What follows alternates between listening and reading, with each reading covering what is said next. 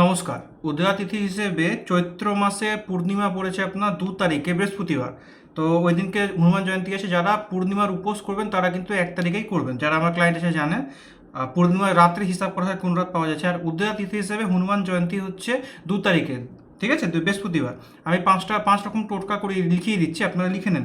যাদের মনে কোনো কামনা আছে, অনেকদিন ধরে পূর্ণ হচ্ছে না, চেষ্টা করছেন, ফালতু বসে আছেন মনে কামনা করে সেরকম না, চেষ্টা করছেন হচ্ছে না, 11টা ভালো অশ্বত্থ গাছের পাতা নিয়ে নেবেন যেন ফাটাফুটি না থাকে, বা পানের পাতা।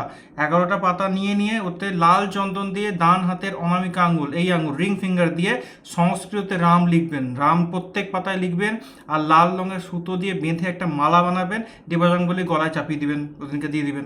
যাদের ঋণের সমস্যা আছে, একটা নারকেল নেবেন যেটাতে জল থাকে, নারকেল জল সমেত যে নারকেলগুলো থাকে ওর মধ্যে সিন্দুরের দিয়ে দাগ করে দেবেন, ঠিক আছে, তিলক করে দেবেন। সেটাকে নিয়ে হনুমান মন্দিরে হনুমান ঠাকুরের পায়ে দিয়ে দিতে বলবেন।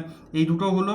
3 নম্বর হচ্ছে যাদের শত্রু পীড়া আছে, আমি রামনবমীতে এই জিনিসটা বলেছিলাম, যেটা শত্রু পীড়া আছে, হনুমান মন্দিরে একটু সাইড করে, মন্দিরের একদম মেন সামনেই না, একটু সাইডে বসে যাবেন।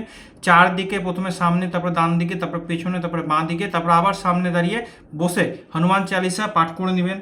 3টে হলো। যাদের কোর্ট কেস নিয়ে ঝামেলা চলছে তারা কি করবেন, হনুমান মন্দিরে পতাকা দান করতে পারেন, ধ্বজা পাওয়া যায় তো ওটাকে দান করে দিতে পারেন, মন্দিরে লাগাতে পারেন, বা ওই দিনকে নিয়ে এসে বাড়িতেও লাগাতে পারেন পুজো করে নিয়ে। এই একটা হলো। আর যাদের বস খুব ডিস্টার্ব করছে, কর্মক্ষমতা যারা উচ্চপদস্থকারী আপনাদের মানে শোষণ করছে বা আপনাকে সেরকম তিরস্কার করছে, মান সম্মান দিচ্ছে না বা ঝামেলা করছে, সাদা কাগজে লাল পেন দিয়ে বসের নাম লিখে দেবেন, দিয়ে হনুমান ঠাকুরের পায়ের কাছে উল্টো যে দিক নাম সেদিকটা রেখে দেবেন। এই কটা টোটকা করবেন, ঝামেলা আর মনে কামনা জানাবেন, ঝামেলাগুলো কেটে যাবে। জয় শ্রীরাম।